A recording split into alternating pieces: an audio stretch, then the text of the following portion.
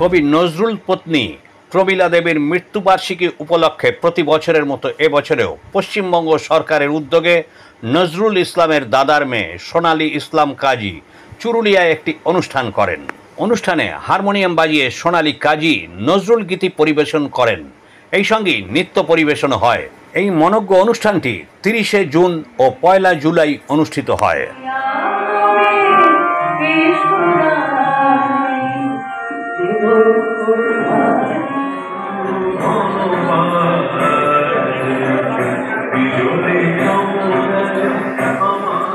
প্রসঙ্গত উল্লেখ্য, কবি নজরুল ইসলামের জন্মস্থান বর্ধমানের চুরুলিয়া গ্রামে।